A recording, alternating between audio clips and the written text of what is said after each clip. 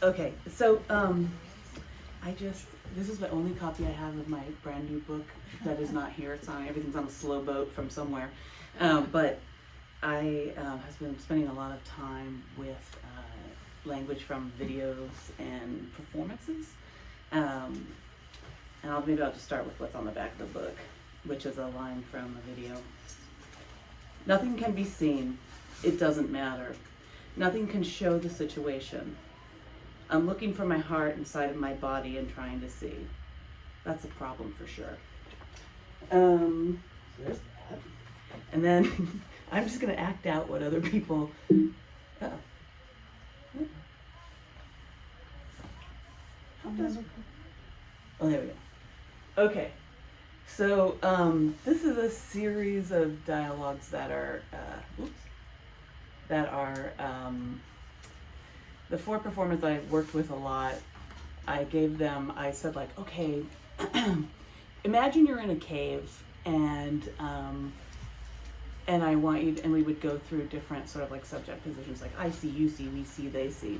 And then I rewrote all of their dialogues into a script. And then we ended up being in an actual cave.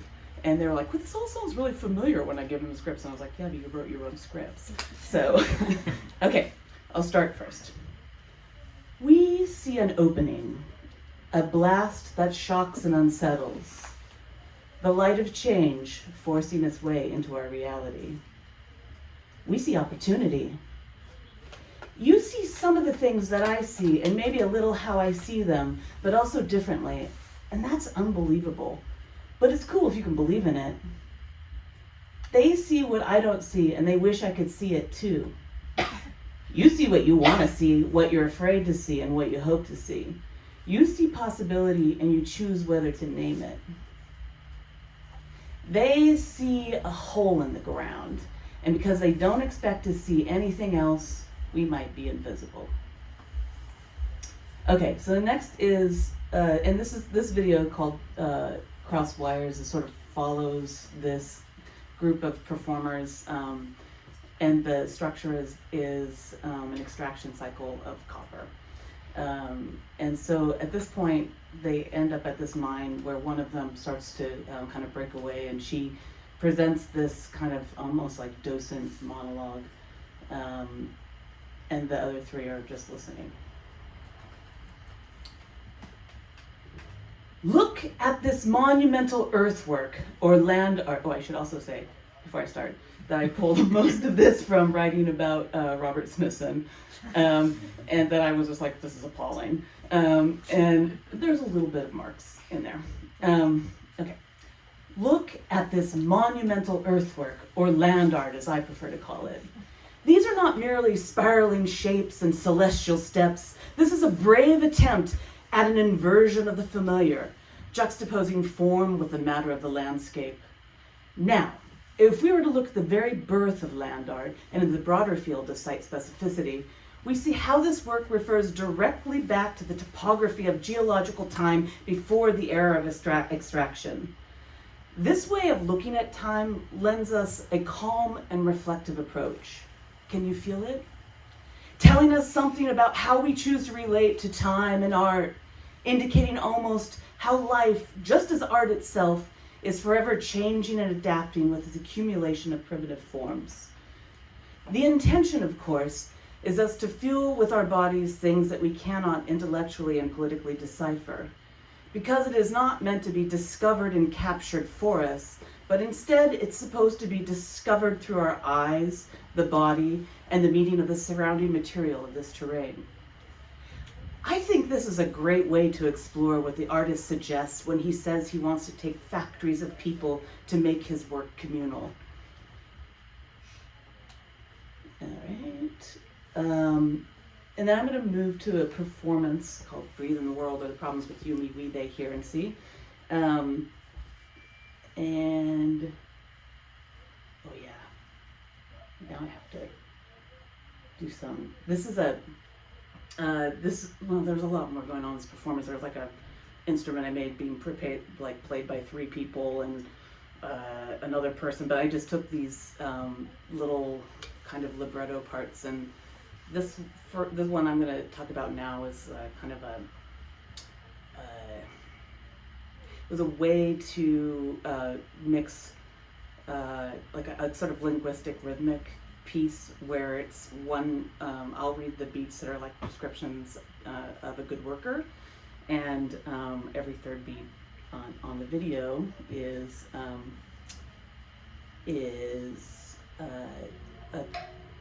okay, oops. Ambitious, confident, conscientious, diligent, easygoing. Oh no, I'm off time. Refining, hardworking, honest, shipping, loyal, methodical, trading, motivated, punctual, futures, reliable, ambitious, supply, confident, conscientious, goods, diligent, easygoing, consumers, hardworking, honest, usage, loyal, methodical, cycle, motivated, punctual, scrap, reliable, ambitious, exploration, confident, conscientious, survey, diligent, easygoing, development, hardworking, honest, refining, loyal, methodical, shipping,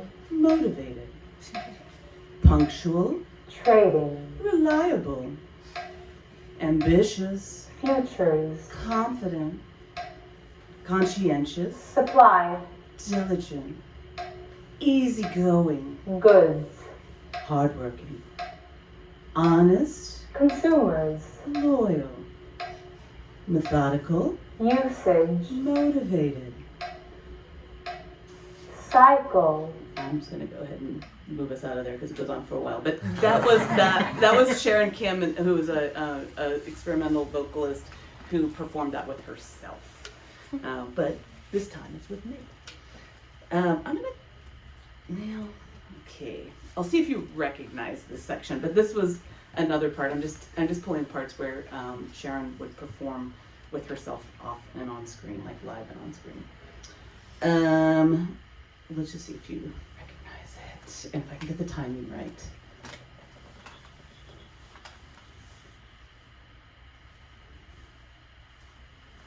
it gonna work? Mm-hmm. Okay.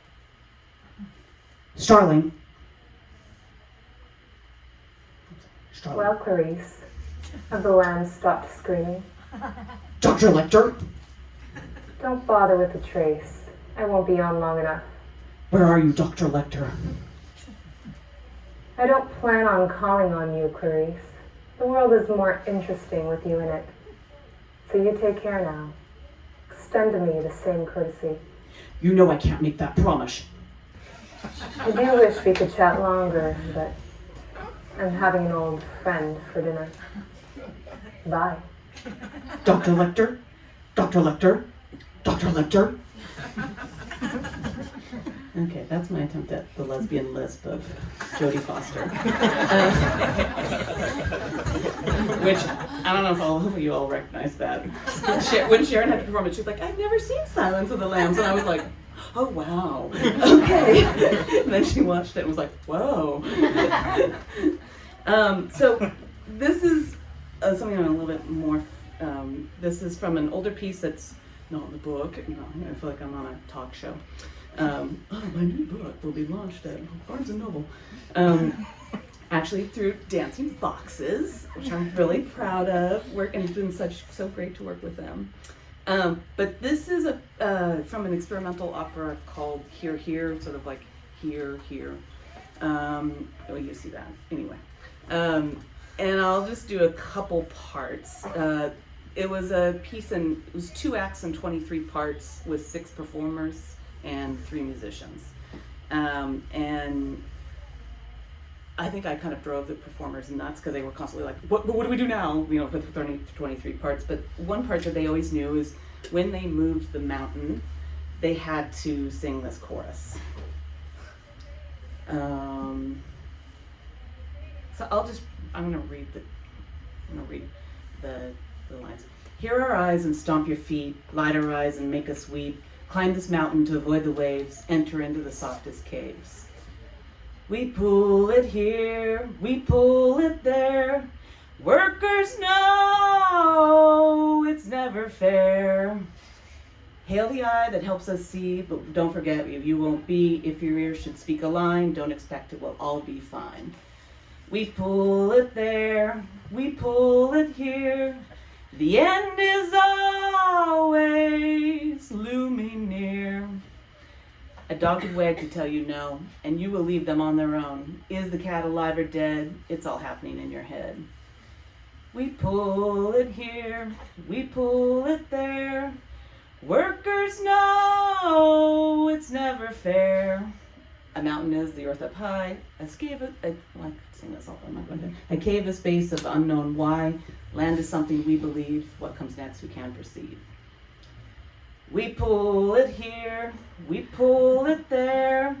Workers know it's never fair.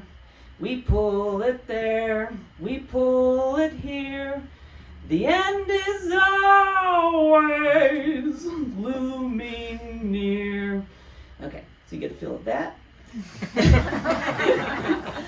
Okay, this was another part of this piece, and it's a talk show format. And one of the performers interviews an on-screen guest. Well, Clarice, have the land stopped screaming? Uh-oh. Don't bother with the trace. Long enough. That's funny. I Okay. don't plan on calling on you, Clarice. Where's the audio It's coming more from? interesting with you in it. So The you dog just is having a extend moment. to me the same courtesy. Oh, maybe I doubled. I do wish we could chat longer, but I'm having no plans for dinner. Bye. Okay. Well, that's a funny whatever. Maybe I doubled up videos or something. I'm not sure. Anyway. Okay. Imagine, boom. I'm a talk show host, and this is my on-screen guest. An international group of prominent scientists has signed the Cambridge Declaration of Consciousness, in which they are proclaiming their support for the idea that animals are conscious and aware to the degree that humans are. A list of animals that includes all mammals, birds, and even the octopus. But will this make us stop treating these animals in totally inhumane ways? Teleconferencing in, our guest is Sister, a canine we live with on a daily basis and yet don't know much about. She's granted us a rare interview and what I hope to be a more in-depth understanding of what drives and motivates her and those like her. So we appreciate your willingness to talk candidly on the show today, Sister. I think one of the main topics we'd like to get down to tonight is whether you're like humans. Do you feel? Are you afraid? Are you happy? The absence of the neocortex does not appear to preclude an organism from experiencing affective states. Stephen Stitch, a renowned professor of philosophy at Rutgers University, says, 1, in order for something to have a belief, it must have a concept. 2, in order to have a concept, one must have particular kinds of knowledge, including knowledge of how the concept relates to other concepts. 3, non-human animals don't have such knowledge. 4, therefore, non-human animals don't have beliefs. What do you think of this statement? Not much. Do you have a concept of knowledge and the ethical implication of knowledge is comprehension? I think she's frozen now, but anyway. It's a glitch. Okay, Sister, thank you for your illuminating thoughts, as well as your deep knowledge of what makes Sister and her kind so different or similar to us. Thank you. We'll be back in a moment. All right. Okay. This is another section of that performance where it's staged as a TED Talk. And one of the performers had trained people for TED Talks, so she trained the one performer, Tony Torn, how to do like how to move in the circle, and all of the other performers were kind of piled into these mountain-like shapes. And this is lifted and changed from a Wharton Business School newsletter. Mountain metaphors have a number of advantages over the sports metaphors of baseball and football commonly used in business today. As we have noted, the summit of a peak is one of the clearest and most powerful symbols for attaining a goal or objective. The flexibility of mountain metaphors makes it easier to formulate win-win approaches to cooperative business ventures. Although climbers can compete with each other or the mountain, they don't have to. Everyone can get to the top and win without one side having to lose, as is a must in football and baseball. Instead of regarding each other as implacable enemies, management and unions, for example, can work together on pension plans that benefit both sides. A mountaineering expedition emphasizes team efforts, but also allows scope for individual initiative and leadership. One or two people go out in front to establish the route for others to follow. Climbing takes place not in an artificial, neatly controlled field, but in the natural, unpredictable setting of mountains, mirroring the uncertainties of the real world, where unexpected events, such as the recent subprime mortgage meltdown, can sweep financial markets like storms and avalanches, catching almost everyone by surprise. By exploring the varied ways people around the world relate to mountains, we can improve our own leadership skills, opening ourselves up to different ways of approaching tasks, and in the process becoming more flexible. In particular, this investigation can help us work with people of different cultural backgrounds within our own organizations and do business across cultures. I think that's about. And then I'll just, do you want to do a political speech choir? Where you have to be the choir? Okay, so I'll read a line and then you all have to like yell back the chorus part. So these are all lifted from G8 speeches in 2008, I believe. Like thinking about that as a moment of like market crisis and kind of conflict crisis okay. And you can guess what G8 leader they all are. I think it's clear from our progress today which path is preferable and which path we have chosen. You can get to yell it back. You don't have to do it in key of C, sorry. You're just gonna get like, preferable path! Okay. We know that the problems we face are made by human beings. That means it's within our capacity to solve them. Problem solve capacity. Ladies and gentlemen, they say that 1/3 of the working population in Africa will die of AIDS over the next 20 years. Working population. I believe that we must not stand back idly and accept this. Idly accept. From our use of drones to the detention of terrorist suspects, the decisions that we are making now will define the type of nation and world that we leave to our children. Decisions define. Neither I nor any president can promise the total defeat of terror. Promise defeat. But despite our strong preference for the detention and prosecution of terrorists, sometimes this approach is foreclosed. Detention, prosecution. They hide in caves and walled compounds. Compounds, caves. The reason this ideology is dangerous is that its implementation is incompatible with the modern world, politically, socially, and economically. Politically, socially, economically. Why? Because the modern world works through connectivity. Its essential nature is pluralist. Pluralist connectivity. It favors the open-minded. Favors. Modern economies work through creativity and connections. Democracy cannot function except as a way of thinking as well as voting. Cannot function. Yes, we can. We stand. All right. Let's just do it.